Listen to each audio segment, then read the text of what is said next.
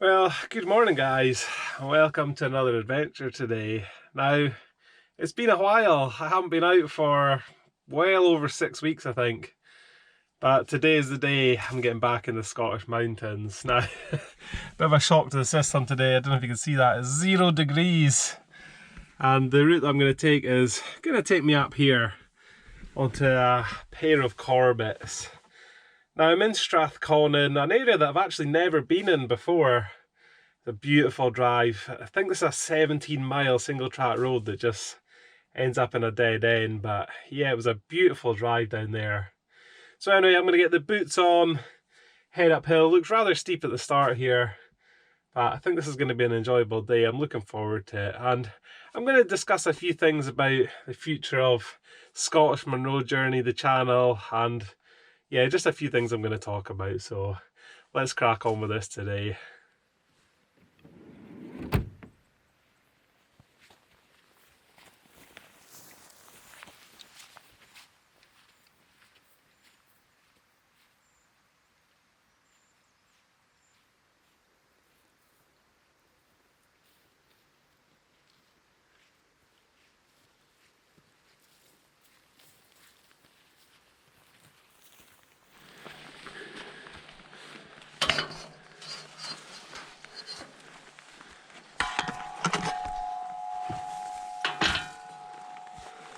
What a beauty of a morning it is. The stags are roaring, touch of frost and some atmospheric fog just lingering about. The sun's just trying to cut through it behind me there. Yeah, I'm just gonna head uphill, quite steep this next bit. Looking forward to seeing what the views are gonna be like at the top of these Corbetts. Hopefully the fog and mist lingers in the glens at the bottom. Could make for some great conditions. I'll catch up with you once I'm a bit higher up.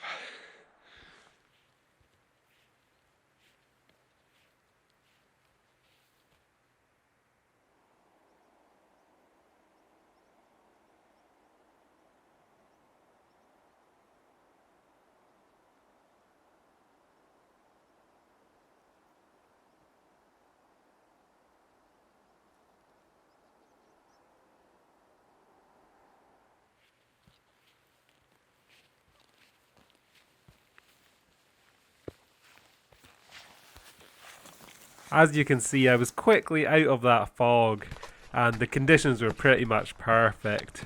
It was a great feeling and a beautiful sunrise.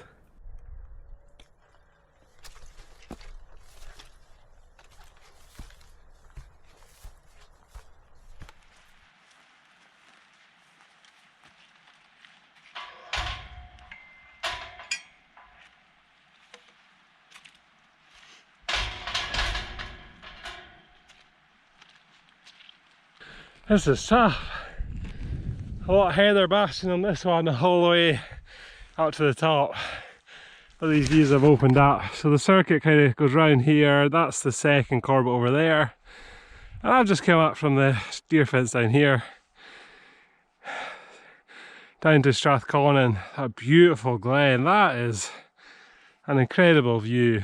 Like I said at the start, I haven't been out for a while and I'm really feeling this. Yeah, this is going to take time. So it was quite a haul up here to get onto the shoulder of this Corbett. So I was glad when it levelled out a bit and I could enjoy the walking a bit more.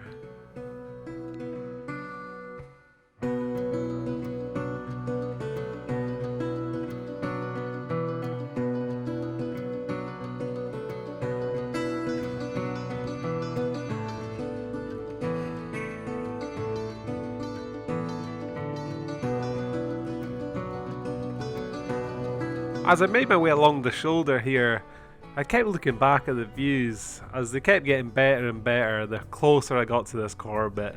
There's the conical peak of this fine Corbett. Nice little, not quite a ridge, but nice little bit of walking to get across here. The views have opened right up. A bit gloomy, but yeah, still nice. I'm definitely suffering. Just back from a all-inclusive holiday as well, so that's definitely not helping. 35 degrees down to, I think it's about 5 degrees now.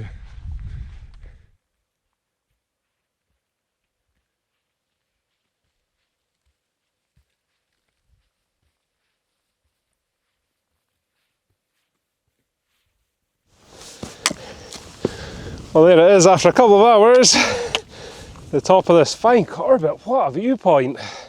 I'll show you that in a second, but this is Milan Nanuan, and it means Little Hill of the Lambs. At 838 metres, it felt like much, much more. Lovely blue skies behind, but behind the camera, it's much more gloomy. I'll tell you what, there's some amount of Munros on show from here. It's central to a lot of the Northwest Highlands. You might just be able to see on my left hand side Achnasheen, Foyne Ven and even Sleoch tucked in behind there. Spectacular. And to my right hand side, I'll just try and move right out of the way, is into Torridon, Bengay, Leach, a lot of the Corbetts beyond and around it.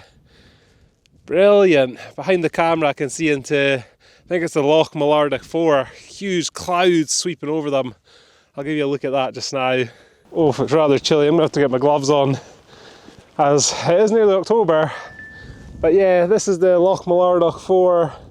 You can just see the group, look at that, spectacular. I think that's 1, 2, 3, 4. It's a great viewpoint this, and the route takes me, there's actually two ways you can go from here. You can go out to these peaks here. They say there's a great view from up there, but I'm tired. I think I'm just going to swing around the loch here up to Corbett number 2. Over here you can see back down to the glen that I walked up from, and yeah, this is just some viewpoint. I think I'm going to get a quick bite to eat up here, take it all in. There's too many Munros in the distance to mention. I'd be here all day if I tried to do it.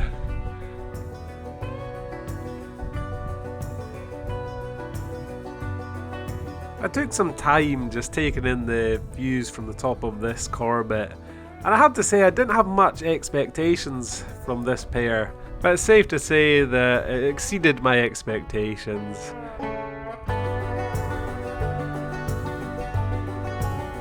Okay, so that's me fed and watered.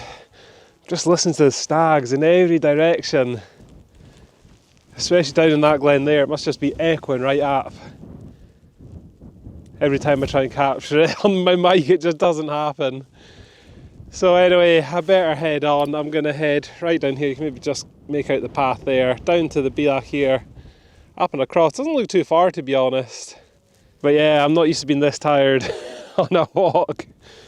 Hopefully you build that hill fitness back up into winter. So yeah, let's crack on.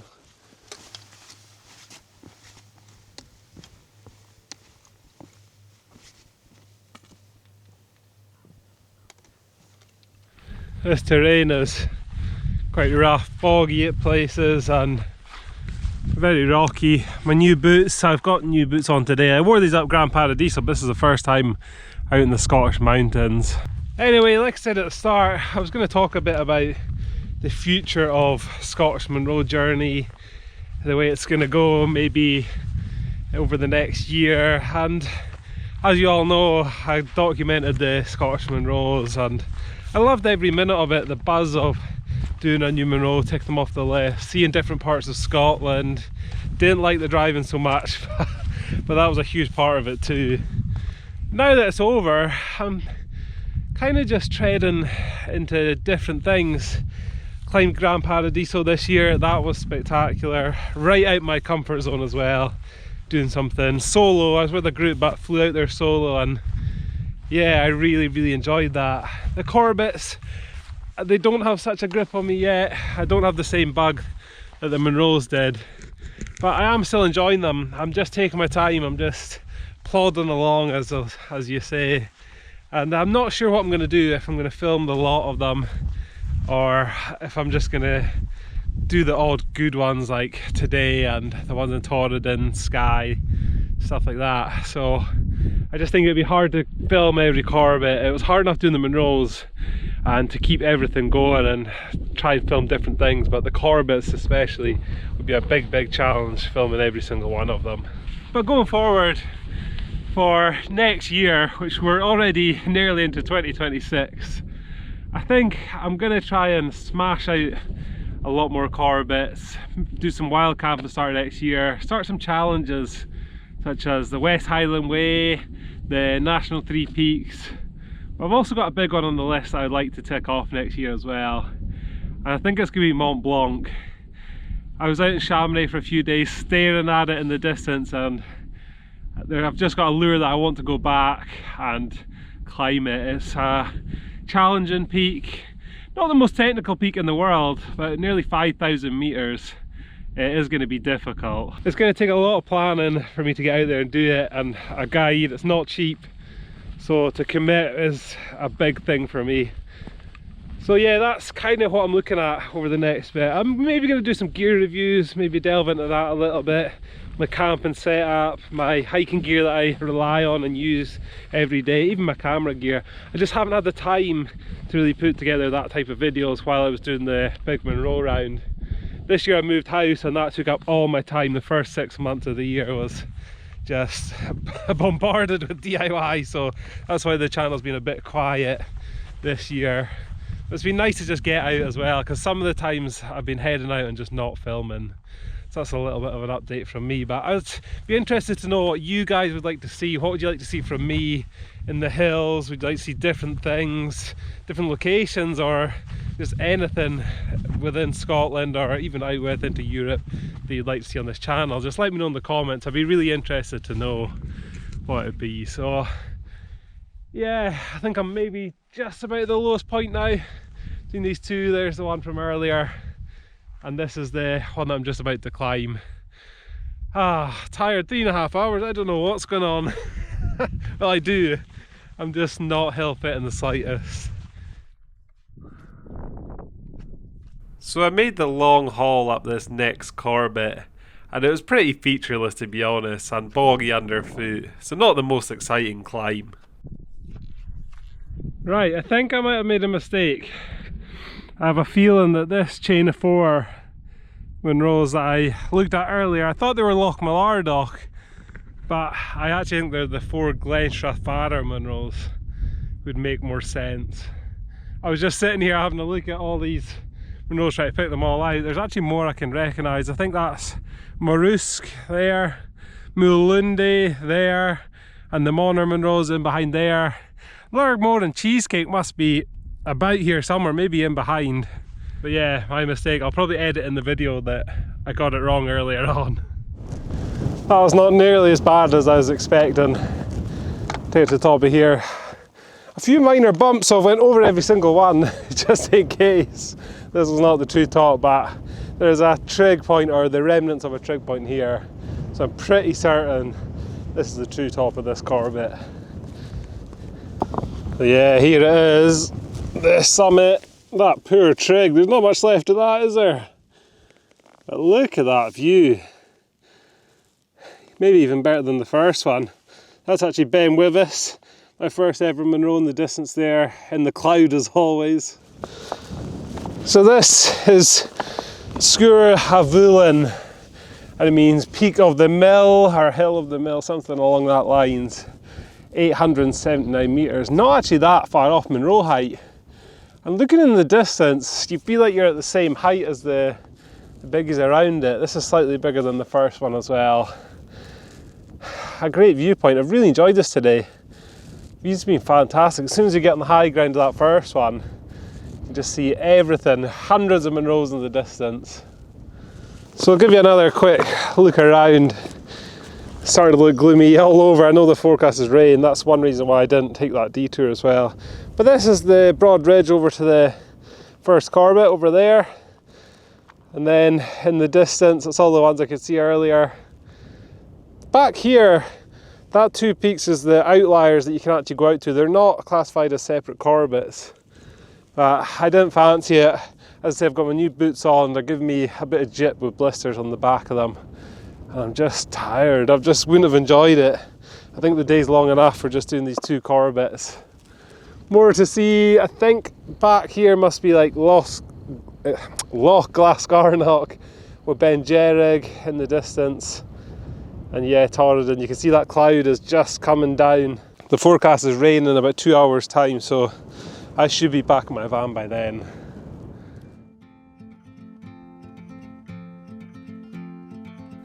So it turned out the rain was coming a lot sooner than I thought. But again, it's nice to just sit and take the time to really take in the views. It's easy to rush around the hills and not really take the opportunity to take it all in.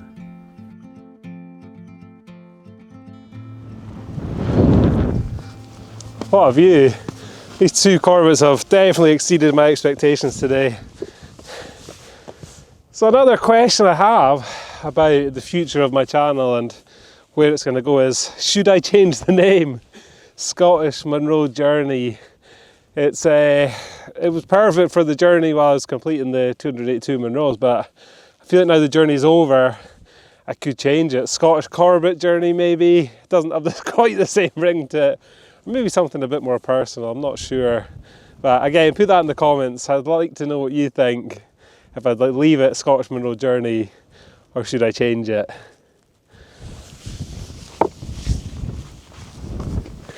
Anyway, that's enough messing about up here. It's getting breezy and I would like to beat that rain back down. So let's head back down to the van where I'll give you my review of today.